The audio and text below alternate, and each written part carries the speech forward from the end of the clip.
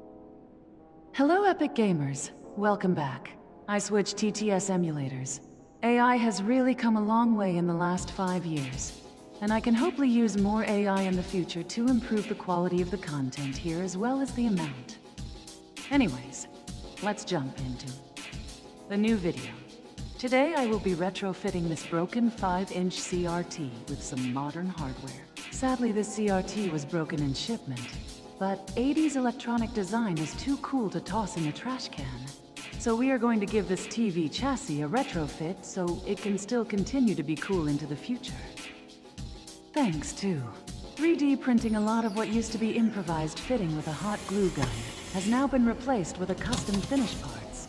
I have 3D printed a custom LCD bracket that perfectly holds the LCD in place.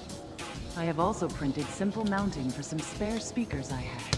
If you are new here, remember to hit that like button. The YouTube algorithm does not promote my content, and I do not think it will, as you can see from past 3D print content. My designs are on the complicated side, which means I have less content than other YouTube channels in the same category. That game YouTube's gimmick and trend-driven algorithm. So while I want to be posting every day, I can assure you my prints will continue to maintain a sense of quality. The speakers had a scroll volume control, and I really wanted to incorporate this functionality into the television's pre-existing scrolling volume control, so I simply super glue the controls up against one another to transfer the rotation. With all that done, I moved on to connections.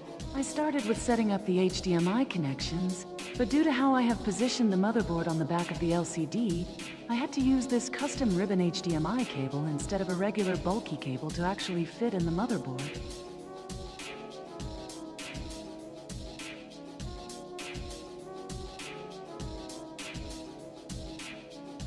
I then ran that ribbon cable to the back of the television chassis and added a female HDMI connector and simply held it down with some zip ties.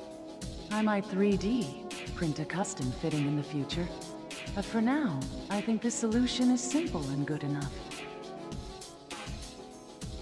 If this build gets enough views and interest, I will consider making a 3D model based on this CRT case, so that you can build a 5-inch monitor without having to buy a broken one on eBay for a ridiculous price. Next, I set up the connection for the speakers. Using a knot before running the cords out the back ensures any pulling will not damage the internal setup and damage any sensitive components.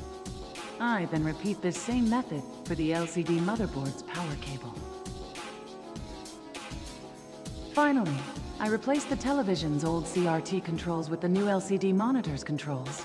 I think this mod is a very fitting retrofit since it renovates an old function that translates into the new hardware for a similar function.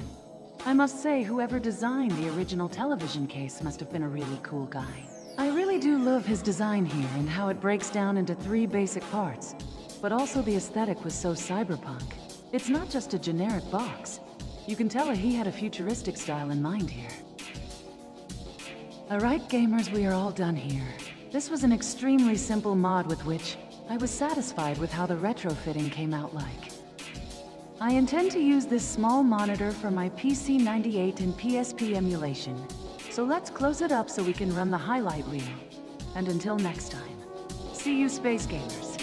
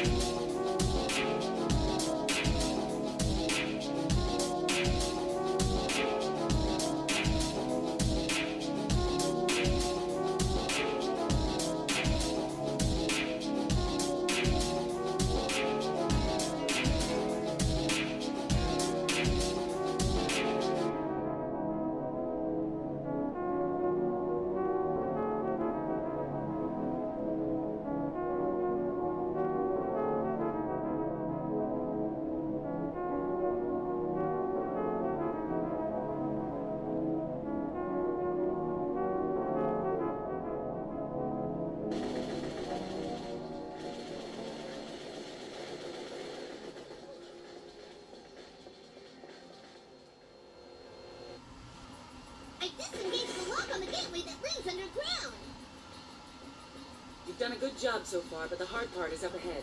So stick close and whatever you do, don't fall behind.